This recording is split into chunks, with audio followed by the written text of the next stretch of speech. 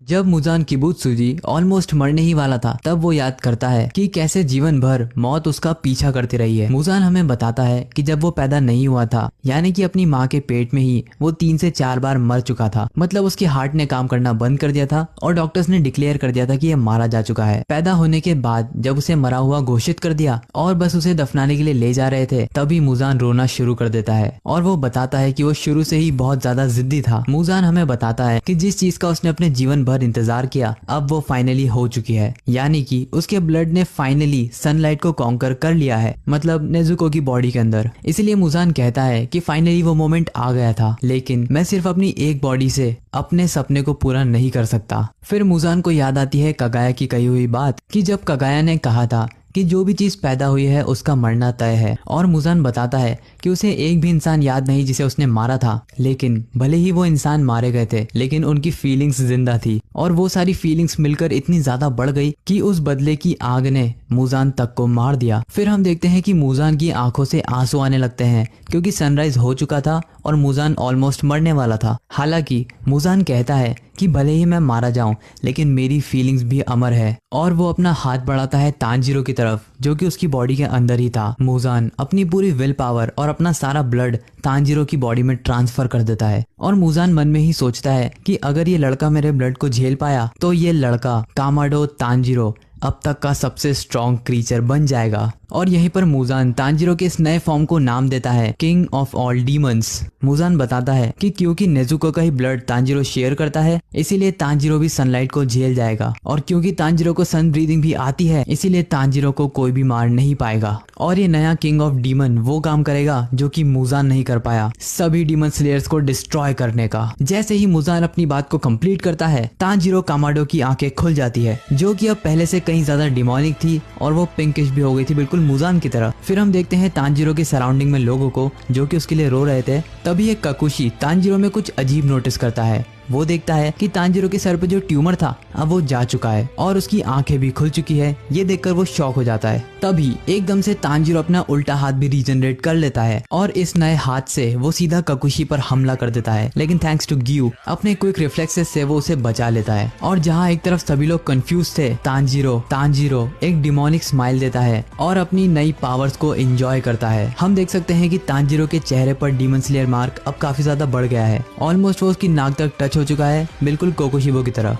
तभी ग्यू अपनी तलवार उठाकर तांजीरो के सामने आ जाता है, सभी लोगों से ये कहते हुए कि जो लोग भी जिंदा हैं सभी तैयार हो जाओ क्योंकि लड़ाई अभी तक खत्म नहीं हुई है। फिर ग्यू अनाउंस करता है कि तांजीरो कामाडो एक डीमन बन चुका है और वो तांजीरो को सनलाइट में पिन कर देगा और यहीं के यहीं उसे मार देगा, इससे पहले कि तांजीरो किसी को मार दे। और ये सुनकर जेनित्सु और इनोस्के कंफ्यूज हो जाते हैं, और हो भी क्यों ना, क्योंकि सभी लोग यहाँ तक कि हम भी यही सोच रहे थे कि फाइट खत्म हो गई है, लेकिन अभी भी फाइट बाकी है। तभी हम देखते हैं ग्यू अपनी तलवार को तांजीरो के पेट में घुसा देता है और उसे जमीन पर पिन कर देता है ताकि वो सनलाइट में जल जाए। ग्यू मन ही मन में सोचने लगता है कि सभी लोगों में से तांजीरो ही क्यों डीमन बना, क्योंकि इस पॉइंट तक ग्यू काफी ज्यादा पसंद करने लगा था तांजीरो को और वो उसे अपना ऑलमोस्ट छोटा भाई मानता था। तभी ग्यू शॉक हो जाता है ये देखकर कि तांजीरो पर सनलाइट का अब असर होना बंद हो चुका है और उसकी स्किन जलना बंद कर गई है। इंस्टेंटली तांजीरो ग्यू को एक पंच मारता है और उसे दूर फेंक देता है। इससे पहले तांजीरो ग्यू पर और हमला कर पाता, वहाँ पर इनोस्के आ जाता है जो कि तांजीरो को रोककर उसे याद दिलाने की कोशिश करता है कि वो तांजीरो है, एक डीमन नहीं। फिर हम देखते हैं कि तांजीरो अपने घुटनों पर बैठता है और अपने चेहरे को खुजालने लगता है,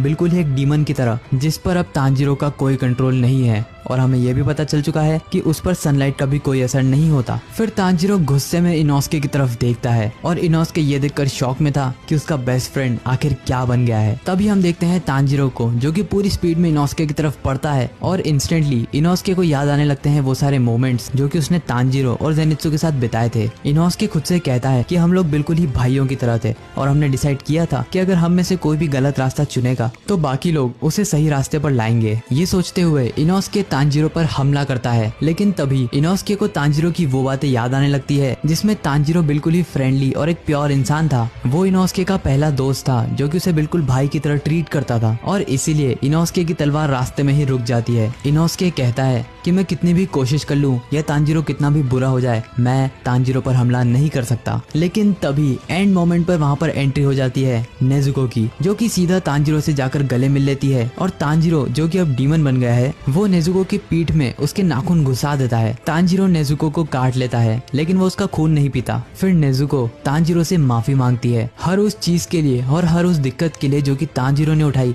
नेजुको को वापस इंसान बनाने के लिए। नेजुको अपने बड़े भाई से कहती है कि प्लीज वापस से इंसान बन जाओ और हम एक आम और नॉर्मल जिंदगी जिएंगे जैसा कि हम जिया करते थे। तांजीरो उसके नाखूनों को नेजुको में और जोर से गड़ाता है और जोर से चिल्लाता है। तभी वहाँ पर जेनित्सु आ जाता है और तांजीरो को पीछे से पकड़ लेता है, ये कहते हुए कि नेजुको अब इंसान बन चुकी है, अब तुम डीमन मत बन जाओ। वो तांजीरो से कहता है कि तुम नेजुको को चोट पहुंचा रहे हो और इससे वो मर भी सकती है। और तभी वहाँ पर इनोसुके आ जाता है, जो कि तांजीरो के सर पर मुक्के मारता है, ये कहते हुए कि तांजीरो उस टाइप का इंसान नहीं है जो कि अपनी बहन को चोट पहुंचाए। इस सबसे फ्रस्ट्रेट तांजीरो वापस से चिल्लाता है और इस बार अपने साथ एक शॉकवेव भी छोड़ता है, जिससे जेनित्सु और इनोसुके दूर फेंका जाते हैं। लेकिन नेजुको अभी भी उसकी पकड़ में ही थी। तांजीरो अपने घुटने के बल बैठता है और पूरी तरीके से डीमन बन जाता है। उसकी पीठ पर से वैसे ही बोन टेंटिकल्स निकल जाते हैं जैसे कि मुजान की पीठ पर थे, और नेजुको अभी भी उसे कस के पकड़ी हुई है। नेजुको अपने भाई से भीख मांगती है वापस से पहले जैसा हो जाने के लिए, लेकिन तांजीरो उसकी बात नहीं सुनता और जेनित्सु पर हमला कर देता है। तभी वहाँ पर गियो की एंट्री होती है और वो अपनी वाटर ब्रीदिंग से तांजीरो के अटैक को रिपेल कर देता है। अब गियो और भी ज्यादा टेंशन में आ चुका था, क्योंकि तांजीरो पूरी तरीके से डीमन बन चुका है और अब कोई रास्ता नहीं कि वो वापस से इंसान बने। साथ ही सनलाइट का उस पर कोई भी असर नहीं हो रहा और ब्राइट रेड स्वॉर्ड का भी उस पर कोई असर नहीं होगा। इसका मतलब तांजीरो इस पॉइंट पर अमर है। तभी तांजीरो अपने मुंह से एक एनर्जी बॉल बनाता है, जो कि डीमन स्लेयर के इतिहास में पहली बार हो रहा है। नेजुको डेस्परेटली तांजीरो को रोकने की कोशिश करती है, लेकिन तांजीरो रुकता नहीं और उस एनर्जी बॉल से गियो पर हमला कर देता है। लेकिन नेजुको अपना हाथ तांजीरो के मुंह पर अड़ा देती है, जिससे तांजीरो का निशाना चूक जाता है और वो बॉल गियो को हिट नहीं करती। नेजुको का हाथ पूरी तरीके से काम करना बंद कर देता है और उसमें से खून आने लगता है, क्योंकि उसने अपना हाथ तांजीरो के एनर्जी बॉल अटैक में अड़ा दिया था। तांजीरो फिर अपने टेंटिकल से हमला करने की कोशिश करता है, लेकिन नेजुको फिर से उसे रोक देती है और उसका निशाना चूक जाता है। और ये सब देखकर गियो समझ जाता है कि तांजीरो के अंदर से इंसान अभी भी पूरी तरीके से नहीं मरा, क्योंकि वो नेजुको को कुछ भी नहीं कर रहा जो कि उससे लिपटी हुई है। इसका मतलब कहीं ना कहीं वो अंदर ही अंदर मुजान के ब्लड से फाइट कर रहा है। गियो बोलता है कि अभी भी एक चांस है कि तांजीरो वापस से इंसान बन जाए। हालांकि ऐसा चमत्कार होगा कैसे उसे नहीं पता, लेकिन फिर भी एक चांस है। फिर हम एक बिल्डिंग के पीछे से देखते हैं योशिरो को, जो कि मुजान को गाली बक रहा था, क्योंकि अपनी मौत के बाद भी वो इंसानों को चोट पहुंचा रहा है। वो कहता है कि अगर मैं मदद करना भी चाहूँ तो भी सनलाइट की वजह से मेरा ब्लड डिमनार्ड खत्म हो जाएगा, यहाँ तक कि वो खुद को भी सनलाइट में एक्सपोज नहीं कर सकता। तभी वो देखता है कानाओ को, जो कि अपनी अधमरी हालत में बैटलफील्ड की तरफ बढ़ रही थी। कानाओ तांजीरो और नेजुको की हालत को देखती है और ये देखकर उसे बहुत ही बुरा लगता है। फिर वो अपनी पॉकेट से एक मेडिसिन को निकालती है और कहती है कि शुक्र है ये टूटी नहीं, और इस मेडिसिन के अंदर वो लेडी तामायो वाली दवाई ही है, जो कि एक एक्स्ट्रा दवाई शिनोबू ने उसे दी थी। इन केस अगर कुछ भी उल्टा सीधा होता है तब ये दवाई काम करेगी। एंड फाइनली इस मेडिसिन की जरूरत पड़ गई। अगर तुम मेरी सारी वीडियोस को फॉलो करते हो और अगर तुमने डोमा वाली वीडियो देखी होगी तो तुम्हें पता होगा कि कानाओ के पास एक सीक्रेट अटैक है, जो कि फ्लावर ब्रीदिंग का फाइनल फॉर्म है। इसको यूज करने से यूजर की आंख पंचर हो जाती है बेसिकली, या कह सकते हो यूजर का विजन बहुत ही ज्यादा ब्लर हो जाता है, ऑलमोस्ट उसको दिखना बंद हो जाता है। और क्योंकि तांजीरो इस लास्ट शॉट के वर्थ इट है, इसलिए कानाओ आखिरी बार यूज करेगी फ्लावर ब्रीदिंग के final form scarlet spider lily ice को। फाइनल फॉर्म एक्टिवेट करते ही कानाओ तांजीरो पर हमला कर देती है और गियो भी उसे कवर देते हुए तांजीरो का ध्यान भटकाता है। लेकिन तांजीरो जानता था कि कानाओ क्या करने वाली है, इसलिए वो उस पर डायरेक्टली हमला करता है। लेकिन इंस्टेंटली कानाओ बैकफ्लिप मारकर उस इंजेक्शन को तांजीरो में इंजेक्ट कर देती है। कानाओ कहती है कि मुजान का चैप्टर अब क्लोज हो चुका है और तांजीरो बहुत ही अच्छा व्यक्ति है, इसलिए उसे अपनी बहन को नहीं रुलाना चाहिए। और उस मेडिसिन के इंजेक्ट हो जाने के बाद हम देखते हैं तांजीरो के सबकॉन्शियस माइंड को। कानाओ जमीन पर गिर जाती है और तांजीरो अपनी जगह पर खड़ा हो जाता है। अपने सबकॉन्शियस माइंड में तांजीरो बहुत ज्यादा थक चुका था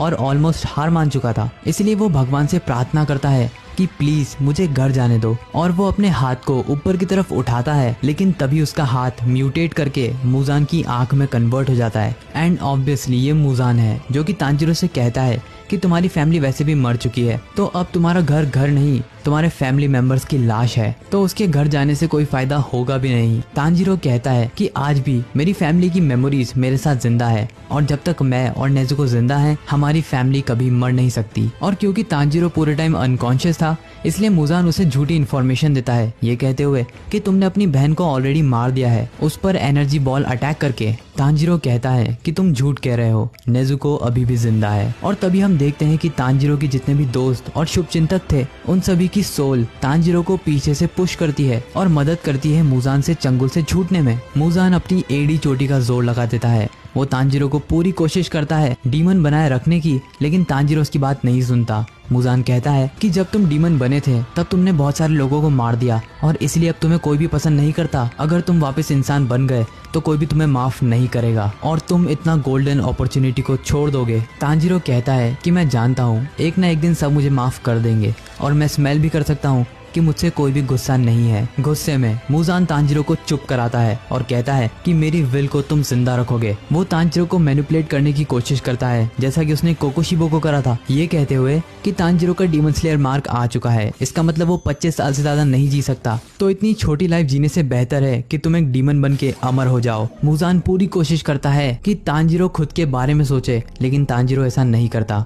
वो कहता है कि मुझे ऐसा अमर नहीं होना जहाँ मेरे दोस्त नहीं हो, मेरे दोस्त और फैमिली के साथ खुशी का एक दिन भी अमर होने से बेहतर है। मुजान तांजीरो के सर को पकड़ लेता है, उसकी पूरी बॉडी को जकड़ लेता है और उस पर प्रेशर बनाने की कोशिश करता है कि तुम ऐसी दुनिया में जाकर करोगे क्या जब तुम्हारी पूरी फैमिली, तुम्हारे सभी दोस्त, तुम्हारे सभी जानने वाले मर चुके हैं। और ये सुनकर तांजीरो की आंखों में आंसू आ जाते हैं। तभी हम देखते हैं कि और हाथ तांजीरो को ऊपर की तरफ पुश करते हैं, जिनमें से कुछ हाथ तो बहुत क्लियरली विजिबल हैं, जैसे कि ग्योमे और रेनगोकू और तांजीरो के डैड का हाथ। तभी तांजीरो को खुशबू आने लगती है विस्टेरिया फ्लावर्स की। जैसे ही तांजीरो विस्टेरिया फ्लावर्स की तरफ देखता है वो देखता है कि नेजुको के हाथ उनके अंदर से बाहर निकल रहे हैं और तांजीरो को बुला रहे हैं। तांजीरो अपने हाथ को नेजुको की तरफ बढ़ाता है और सभी लोगों की मदद से वो नेजुको के हाथ को पकड़ लेता है। नेजुको तांजीरो से कहती है कि अब घर जाने का टाइम हो चुका है। मुजान पूरी कोशिश करता है तांजीरो को रोकने की। वो कहता है कि हमने फाइनली सन को कॉन्कर कर लिया, इतने इंपॉर्टेंट टाइम पे तुम पीछे नहीं हट सकते, अब तुम्हें मेरे साथ ही रहना होगा। मुजान कहता है कि इतने सारे लोग मारे गए, इतने सारे लोगों का सैक्रिफाइस हुआ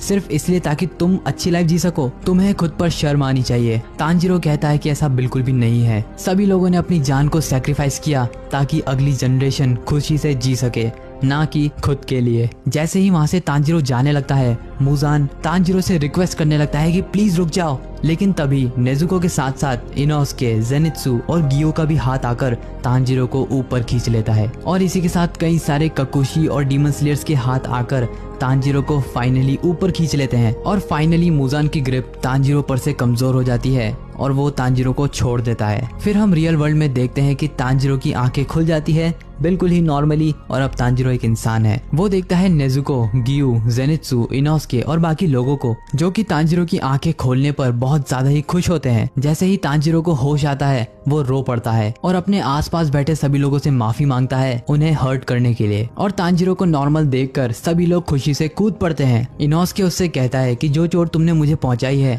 वो लिटरली कुछ भी नहीं है। और जेनित्सु कहता है कि जो तुमने नुकसान नेजुको को पहुंचाया है उसके लिए मैं तुम्हें जीवन भर माफ नहीं करूंगा। फिर हम देखते हैं नेजुको तांजीरो को गले लगा लेती है और वो दोनों भाई बहन हंसने लगते हैं रोते हुए। फिर हम देखते हैं कि कानाओ भी अब होश में आ चुकी है और वो तांजीरो को देखकर बहुत खुश है। इनोसुके तांजीरो के सर को पकड़ता है और रोने लगता है। वहीं दूसरी तरफ हम देखते हैं यूशिरो को, जो कि लेडी टामायो के हेयर पिन को पकड़कर रो रहा था और रोते हुए वो लेडी टामायो से कहता है कि फाइनली इट्स ओवर।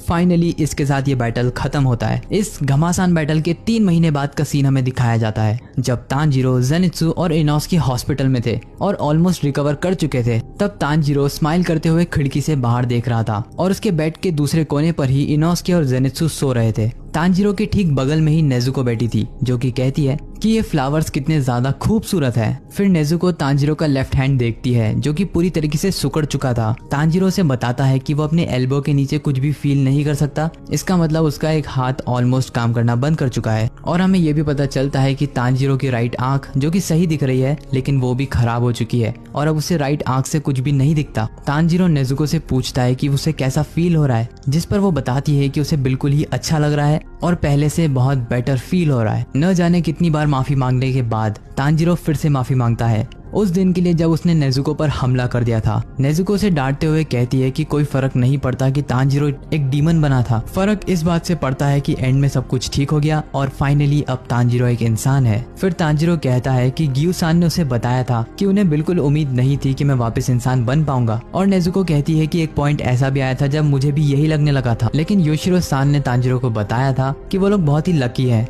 क्योंकि टाइम पड़ने पर कानाओ के पास मेडिसिन मिल गई थी जिसने तांजिरो को इंसान बनाने में बहुत मदद करी है। साथ ही योशिरो ने यह भी बताया था कि अपने डीमन स्टेट में तांजिरो मुजान से भी ज्यादा पावरफुल था क्योंकि उसे सनलाइट का भी कोई फर्क नहीं पड़ रहा था। साथ ही उसकी विल पावर भी बहुत स्ट्रांग थी जिससे योशिरो बहुत ज्यादा ही इम्प्रेस है। योशिरो तांजिरो से कहता है कि तुमने बहुत ही अच्छा काम किया और तुम बहुत ही अमेजिंग हो। ये सुनकर तांजिरो की आंखों में आंसू आ जाते हैं और वो कहता है कि अगर मेरे आसपास मेरे दोस्तों ने मेरी मदद नहीं करी होती तो मैं कुछ भी नहीं कर पाता। लेकिन योशिरो तांजिरो से कहता है कि ज्यादा खुश होने की जरूरत नहीं है और वो वहां से चला जाता है। लेकिन योशिरो के जाने से पहले तांजिरो से कहता है कि प्लीज मरना मत क्योंकि वो आखिरी जिंदा डीमन है और सिर्फ वही है जो कि मिस टामायो को हमेशा जिंदा रख सकता है। और उस दिन के बाद से तांजिरो ने कभी योशिरो को नहीं देखा। तभी तांजिरो को याद आता है कि गियुसान कहाँ पर है तो नेजुको उसे बताती है कि वो अभी ओबियाशिकी मैंशन पर है और वो किरिया ओबियाशिकी से कुछ इंपॉर्टेंट मीटिंग कर रहे हैं। फिर हम देखते हैं ओबियाशिकी मैंशन का एक सीन जहाँ पर आखिरी बार हाशिरा मीटिंग हो रही थी और इस हाशिरा मीटिंग को अटेंड करने के लिए सिर्फ 2 ही हाशिरा जिंदा थे। पहला तो है गियू और दूसरा है सानेमी। किरिया उन दोनों को ही बताता है कि आज से इसी वक्त से डीमन स्लेयर ऑर्गेनाइजेशन डिसॉल्व हो रही है और आज के बाद कभी भी उन दोनों को डीमन स्लेयर की तरह सर्व करने की जरूरत नहीं है। ओबियाशिकी फैमिली अपने सर को झुकाकर रिस्पेक्ट शो करती है और दोनों हाशिरास को दिल से थैंक यू कहती है। लेकिन दोनों हाशिरास उन्हें सर झुकाने नहीं देते, ये कहते हुए कि डीमन स्लेयर ऑर्गेनाइजेशन को चलाने का क्रेडिट ओबियाशिकी फैमिली को जाता है तो उन्हें किसी के सामने सर झुकाने की जरूरत नहीं है। गियू तोमियोका कहता है कि किरिया ने अपना काम परफेक्टली करा है और उसके फादर कगाया और उसके सभी एंसेस्टर्स सभी को उस पर बहुत ज्यादा गर्व होगा। ये सुनते ही किरिया के आंसू आ जाते हैं और वो गियू को थैंक यू सो मच कहता है। और ये सुनते ही गियू तोमियोका और सानेमी शिनुजुगावा एक दूसरे की तरफ देखते हैं और स्माइल पास करते हैं क्योंकि सेंचुरी से चली आ रही ये लड़ाई फाइनली अब खत्म हो गई है। जिसके बाद हम देखते हैं तेनगेन उजुई को जो कि अपनी तीनों वाइफ के साथ तांजिरो से मिलने आता है और वो सभी तांजिरो और नेजुको से मिलकर काफी खुश होते हैं और ये भी कहते हैं कि हॉस्पिटल से डिस्चार्ज होने से पहले तांजिरो एक बार उनसे मिलकर जाए। तभी वहाँ पर रेनगोकू का छोटा भाई और उसके डैड शिंजुरो भी आ जाते हैं। शिंजुरो उसे थैंक यू कहता है क्योंकि उसने अपनी पूरी फाइट के दौरान रेनगोकू की तलवार का हिल्ट अपनी तलवार में लगा रखा था और इससे शिंजुरो बहुत ही ज्यादा इमोशनल हो जाता है, ये कहते हुए कि मुझे पूरा यकीन है रेनगोकू इससे बहुत खुश होगा। तभी जेनित्सु जो कि सो रहा था उसकी नींद खुलती है और वो देखता है कि कई सारे सोर्ड्समैन कमरे के बाहर से अंदर देख रहे हैं और ये देखते ही जेनित्सु डर जाता है और ये लोग हर रोज आकर जेनित्सु को डरा देते हैं। लेकिन आज के दिन सिर्फ ब्लैकस्मिथ ही नहीं और भी कई सारे लोग आए थे तांजिरो से मिलने के लिए और ये देखकर जेनित्सु और भी ज्यादा डर जाता है और इतने सारे क्राउड का इकट्ठा होने से तांजिरो भी शॉक हो जाता है। फिर हम लोग देखते हैं कि क्राउड के नीचे से चुपके से इनोसके निकल कर जाता है और किचन में से स्नैक्स चोरी करके खाने लगता है। लेकिन आओई उसे पकड़ लेती है और इनोसके साफ झूठ कहने की कोशिश करता है कि उसने खाना नहीं चुराया। तभी आओई उसे एक प्रिपेयर्ड खाने की प्लेट लाकर दे देती है और कहती है कि अगर तुम्हें भूख लग रही है तो तुम इसे खा सकते हो। और ये देखकर इनोसके ब्लश करता है, ये सोचते हुए कि ये लड़की हमेशा मुझे पकड़ लेती है, इसके पास कोई सुपर पावर्स है क्या। और ये सोचते हुए इनोसके स्माइल करता है। फिर हम देखते हैं कानाओ को जो कि एक साकुरा ट्री के नीचे खड़ी थी कि तभी वहाँ पर तांजिरो आ जाता है और वो दोनों बात करते हैं कि चेरी ब्लॉसम कितने सुंदर लग रहे हैं। जिस पर काना उसे बताती है कि इस पेड़ का नाम है विक्ट्री और इस पेड़ को लगाया था पहले फ्लावर ब्रेथ यूजर ने और इसलिए काना उस पेड़ को बताना चाहती थी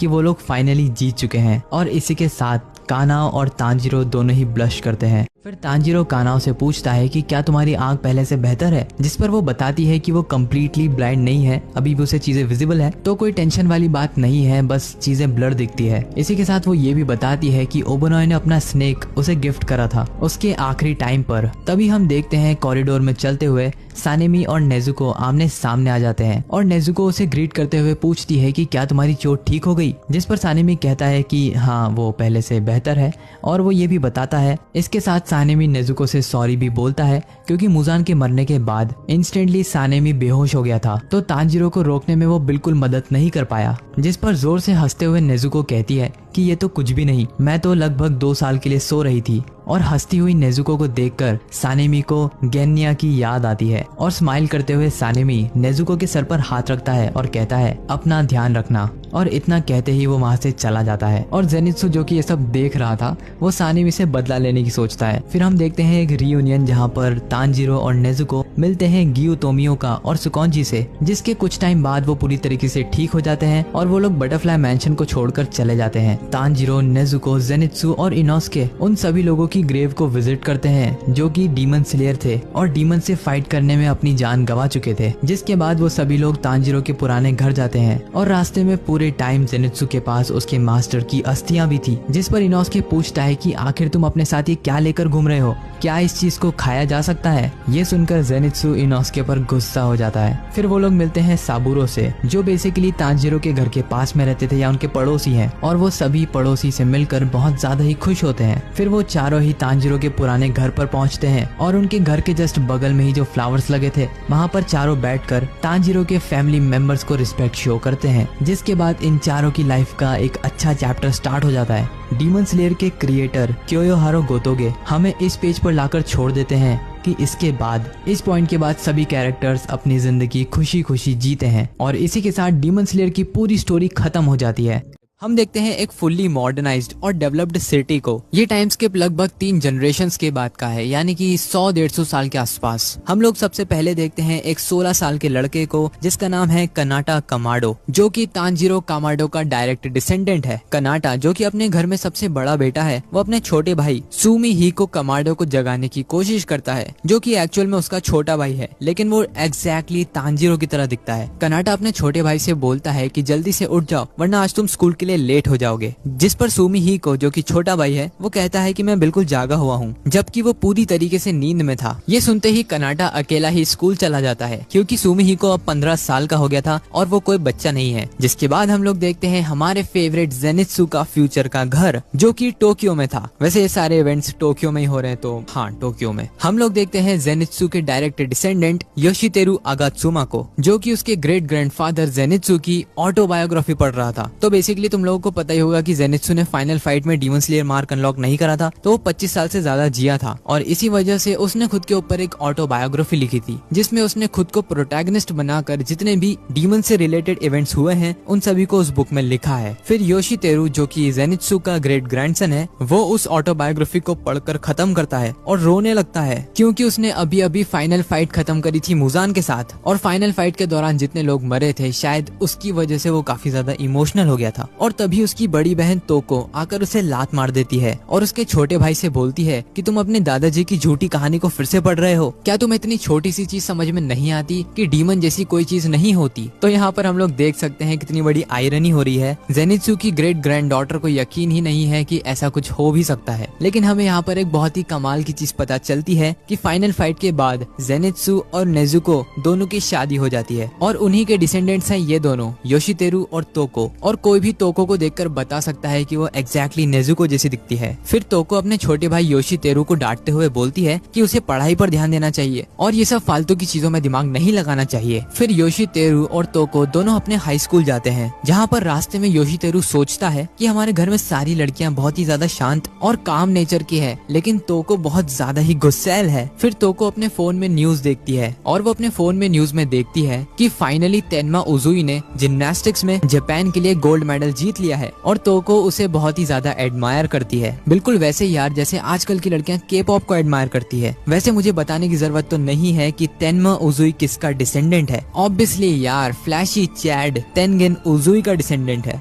जिस पर योशितेरू बोलता है कि तेन्मा उजुई बहुत ही ज्यादा एटीट्यूड वाला बंदा है और इसीलिए ये गोल्ड मेडल डिजर्व नहीं करता। जिस पर तोको गुस्सा होते हुए बोलती है कि वो इतना अच्छा दिखता है कि उसे सिर्फ लुक्स के लिए ही गोल्ड मेडल दे देना चाहिए। और तभी योशितेरू की नजर पड़ती है दूसरी न्यूज पर। वो तोको का फोन उसके हाथ से ले लेता है और देखता है कि एक बहुत ही सुंदर दिखने वाला लड़का जो कि बोटेनिस्ट है, उसने एक बहुत ही रेयर फ्लावर को डिस्कवर करा है और वो फ्लावर है ब्लू स्पाइडर लिली, जो कि मुजान अपने हजारों सालों की लाइफ में डिस्कवर नहीं कर पाया। इस बंदे का नाम है आओबा हाशिबिरा, जो कि इनोस्के का डायरेक्ट डिसेंडेंट है। और यहाँ पर हमें पता चलता है कि इनोस्के और आओई कानाजाकी की शादी हो जाती है और ये उन दोनों का ही डिसेंडेंट है। एंड क्योंकि इनोस्के ने भी डीमन स्लेयर मार्क अनलॉक नहीं करा था, इसलिए वो भी 25 साल से ज्यादा ही जिया है। फिर हमें पता चलता है कि डीमन किंग मुजान किबुत्सुजी क्यों कभी ब्लू स्पाइडर लिली को खोज नहीं पाया था। तो ऐसा इसलिए था क्योंकि एक एक्सट्रीमली रेयर प्लांट है जो कि साल में सिर्फ 1 या 2 दिन के लिए ही खिलता है और वो भी डे लाइट में। रात में उसका खिलने का कोई स्कोप है ही नहीं। एंड क्योंकि मुजान सन के नीचे नहीं जा सकता था, इसलिए शायद वो ब्लू स्पाइडर लिली को कभी खोज ही नहीं पाया। एंड हम लोग देखते हैं कि जो इनोस्के का डिसेंडेंट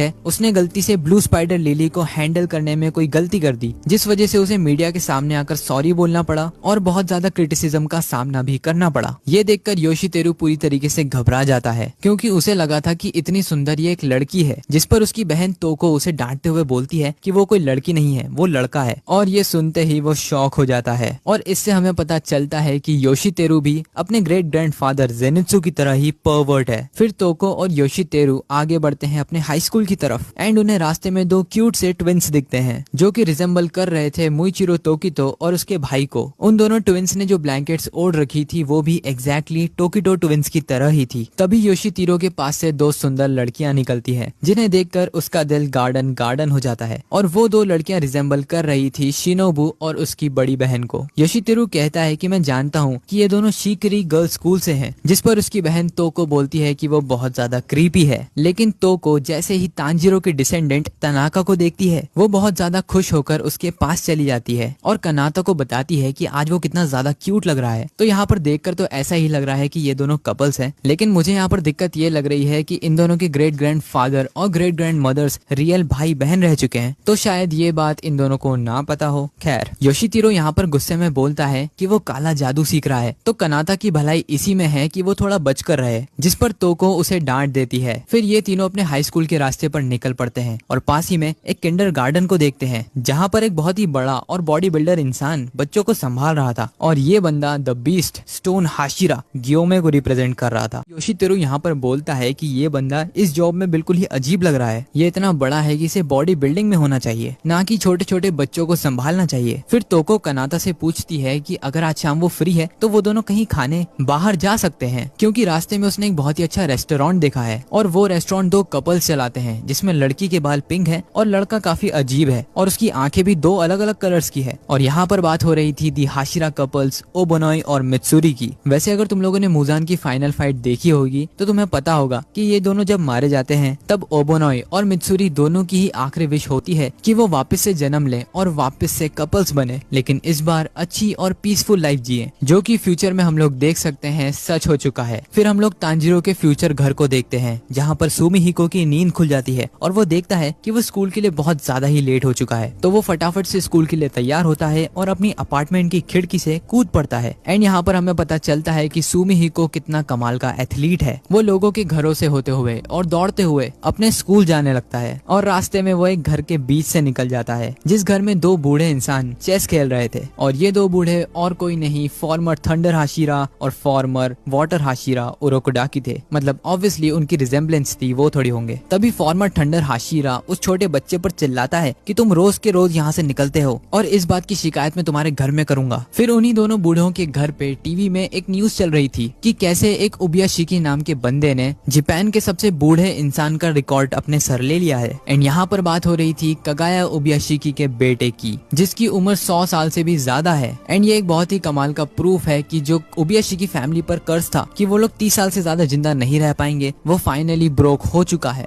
इनफैक्ट काफी अच्छे से टूटा है, इतना अच्छे से कि क्रिया 108 साल से भी ज्यादा जिंदा रह चुका है। फिर सुमिहिको भागते हुए एक शॉप के पास से निकलता है और उस शॉप का नाम था हागा नेजुका इक्विपमेंट्स, जो कि एक ब्लैक स्मिथ शॉप थी। और वो इतना तेज दौड़ रहा था कि बस वो 3 छोटी लड़कियों से टकराने ही वाला था। और ये 3 छोटी लड़कियां रिजेंबल करती हैं सुमी, कियो और नाहो को, जो कि बटरफ्लाई मैंशन में थी। और सुमोहिको इतनी ज्यादा स्पीड में था कि वो एक पुलिस ऑफिसर की गाड़ी के ऊपर से जंप मारकर निकल जाता है। और ये देखकर उस पुलिस वाले को बहुत ज्यादा ही गुस्सा आ जाता है। और कार में बैठा ऑफिसर और उसका असिस्टेंट रिजेंबल कर रहे थे सानेमी और उसके छोटे भाई गेन्या को। और गुस्से में वो दोनों ऑफिसर्स सुमोहिको का पीछा करने लगते हैं। दौड़ते हुए सुमोहिको और कुछ बच्चों के पास से निकलता है और ये 3 बच्चे रिजेंबल कर रहे थे ग्यू तोमियो का और उसके बेस्ट फ्रेंड्स साबितो और माकोमो को। जो बच्चा ग्यू की तरह दिख रहा था उसका एक्चुअली में नाम है गीची, जो कि ग्यू तोमियो का डायरेक्ट डिसेंडेंट है। और कमाल की बात तो ये है कि वो तीनों बच्चे आपस में एक कीचेन के बारे में बात कर रहे थे और ये कीचेन बिल्कुल उस कैट मास्क की तरह दिखता है जो कि उरोकोडाकी सारे अपने स्टूडेंट्स को देता था। फिर हम लोग देखते हैं योशितेरु को, जो कि अपने फोन में एक सुंदर सी लड़की की ड्राइंग देख रहा था। ये सुंदर लड़की और कोई नहीं बल्कि लेडी टामायो थी। योशितेरु अपने दोस्त को बताता है कि ये जो फोन में पेंटिंग है ये एक यूशिरो नाम के बंदे ने करी है और वो बहुत ही कमाल का आर्टिस्ट है। उसकी ड्राइंग्स को देखकर पता ही नहीं चलता कि वो ड्राइंग है या रियल फोटो। एंड यहाँ पर बात हो रही थी दी ओनली डीमन अलाइव यूशिरो की।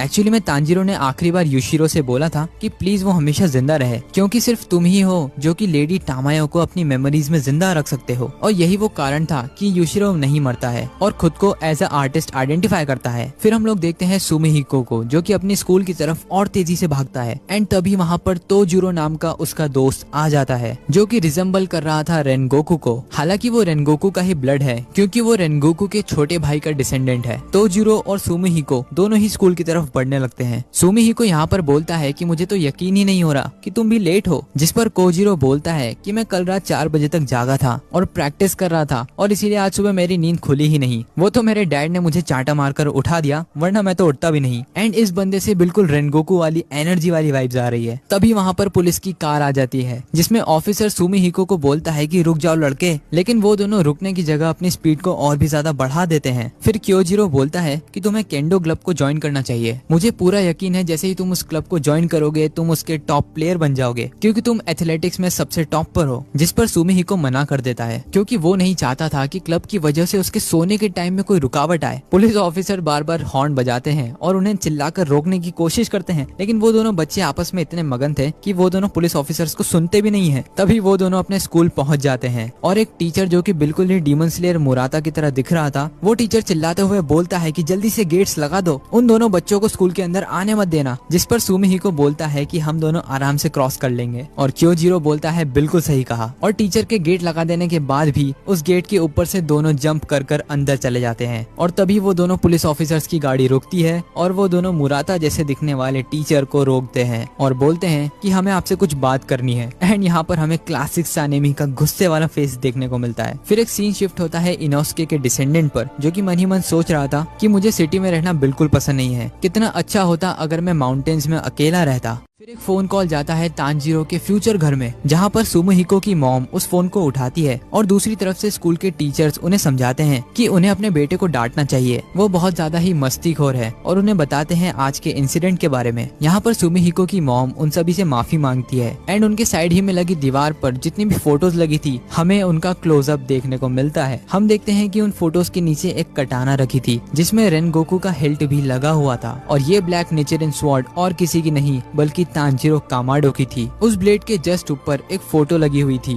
जिसमें फाइनल फाइट के सारे सर्वाइवर्स साथ में आकर फोटो खिंचवाते हैं, और ये फोटो काफी ज्यादा पुरानी हो गई थी। उस फोटो की साइड में हम लोग देखते हैं हानाफुदा इयररिंग्स, एंड इसी पैनल के साथ चैप्टर खत्म हो जाता है। एंड इस कमाल के पैनल के साथ जिसमें सारे फाइनल फाइट सर्वाइवर्स साथ ही में खड़े होकर स्माइल कर रहे हैं, फाइनली डीमन स्लेयर की एपिक स्टोरी खत्म हो जाती है।